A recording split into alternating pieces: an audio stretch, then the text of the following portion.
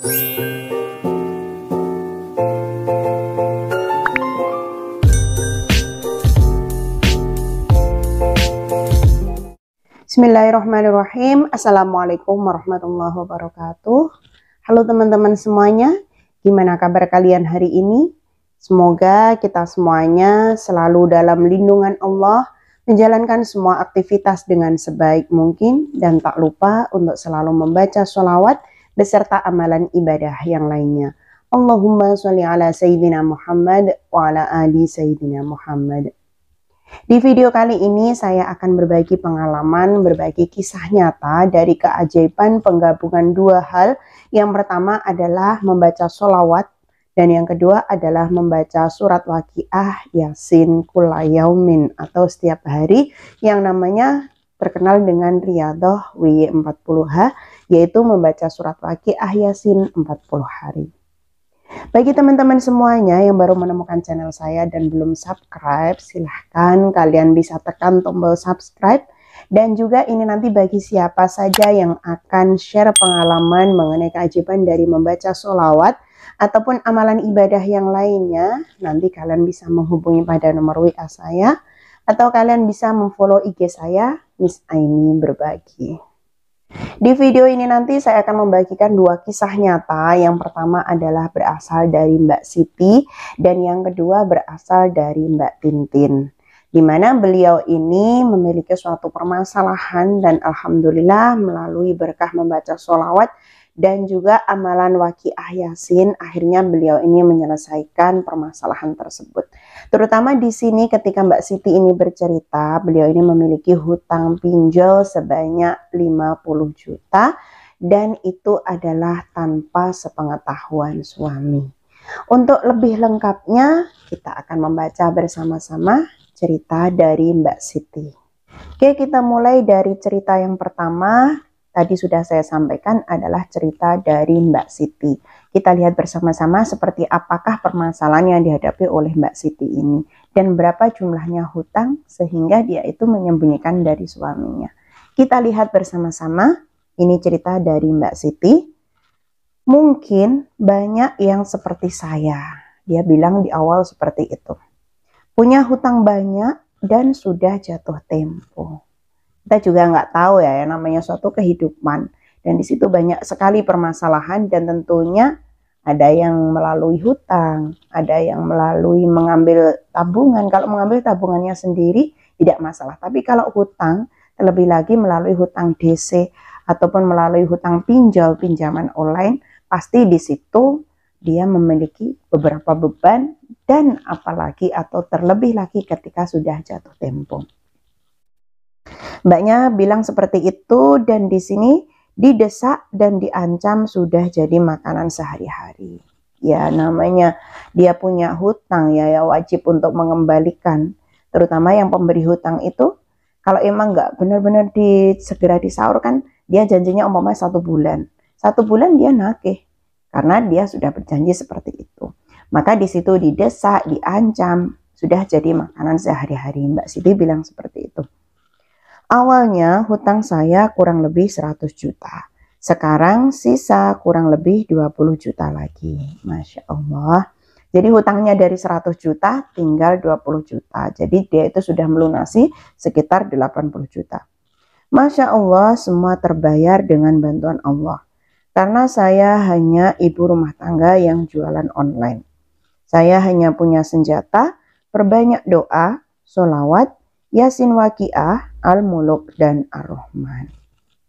Jadi beliau ini yang namanya sebagai ibu rumah tangga, dia jualan online, dia memperbanyak doa, sholawat, membaca surat Waqiah, surat Yasin, surat Muluk setiap hari seperti itu, dan akhirnya hutangnya yang 80 juta itu bisa terlunasi, tinggal kurang lebih 20 juta. Dia juga bilang rajin membaca ayat kedua dari terakhir surat Yasin, yaitu innama amruhu idza arada syai'an ayyaqula lahu kun fayakun. Ketika Allah itu sudah berkehendak suatu yang impossible, yang tidak mungkin, itu pasti akan menjadi kenyataan kalau Allah itu sudah berkehendak. Mbak Siti ini selalu membaca ayat kedua dari surat Yasin, ayat terakhir kedua dari surat Yasin yang bunyi agak tadi, innama amruhu idza arada syai'an ayyaqula lahu kun fayakun. Beliau di sini menyisipkan doa hajat di dalam doanya, baca doa Nabi Muhammad, tahajud dan juga sholat hajat. Ya, memperbanyak doa seperti itu selain sholat duha, sholat tahajud, dan pada surat Yasin terakhir ayat kedua dia menyisipkan doa-doanya di situ.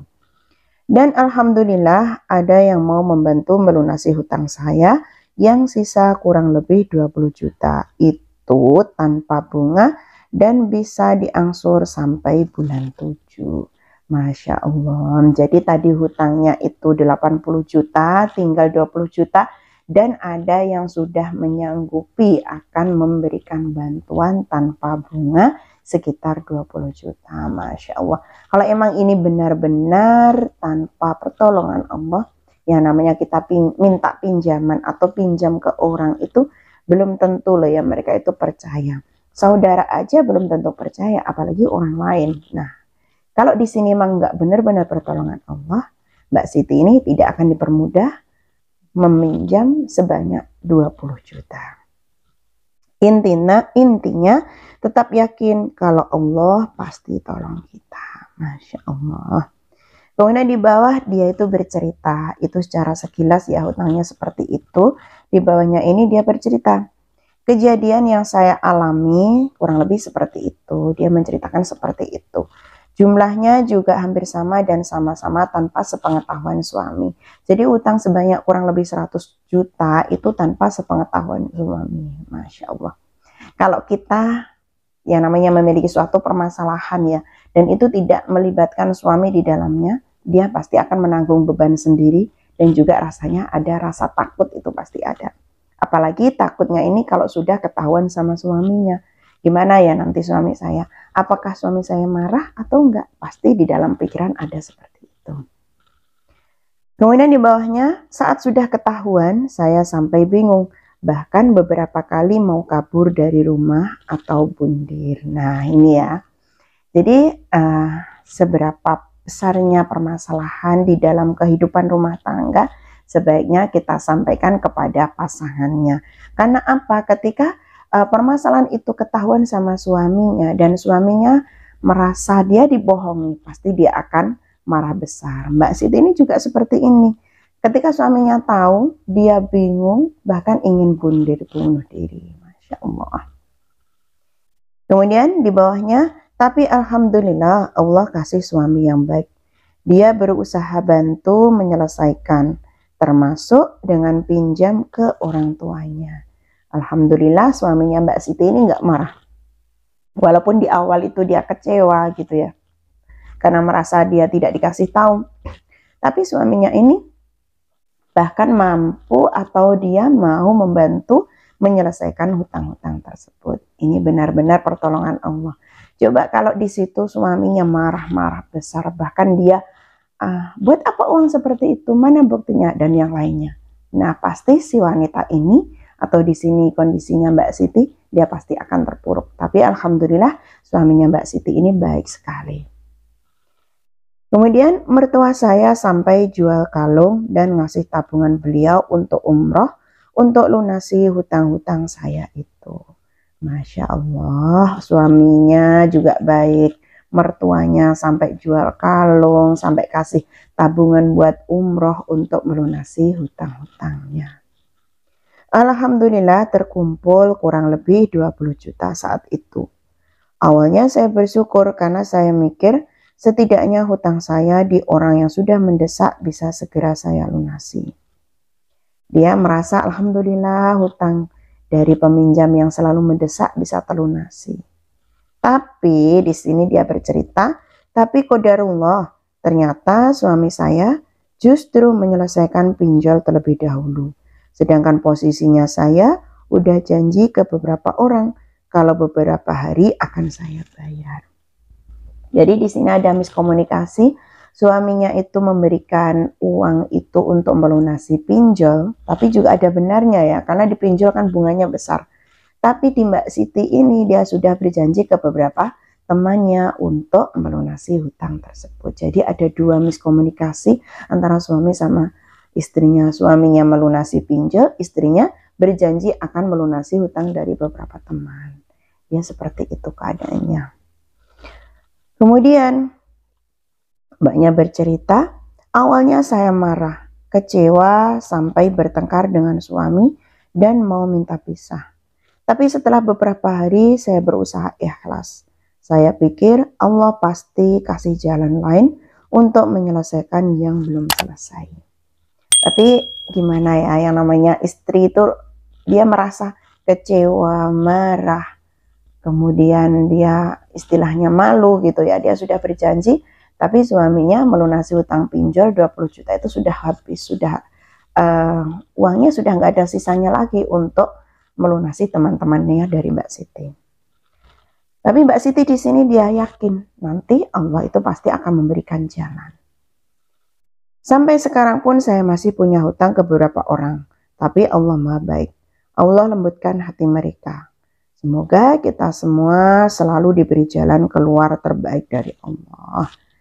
Mbaknya ini selalu berdoa seperti itu dan alhamdulillahnya Allah melembutkan hati para pemberi hutang tersebut. Yang awalnya dia selalu mendesak untuk selalu memberikan perlunasan atau selalu minta segera uangnya dilunasi. Tapi alhamdulillah di situ Allah memberikan jalan, Allah memberikan pertolongan dengan melembutkan para pemberi pinjaman tersebut sehingga tidak mendesak untuk segera melunasinya. Disinilah mbaknya ini selalu memberikan kita kata-kata ya. Semangat ya bunda-bunda untuk riyadhah dan sholawatnya. Kita semua wanita yang kuat dan hamba yang disayangi Allah. Amin. Peluk jauh dari sini. Dia bilang seperti itu. Jadi istilahnya di sini mbaknya ini memberi motivasi kepada kita. Apapun permasalahan kita, kalau kita semuanya itu kembalikan kepada Allah, insya Allah di situ Allah nanti akan memberikan pertolongannya.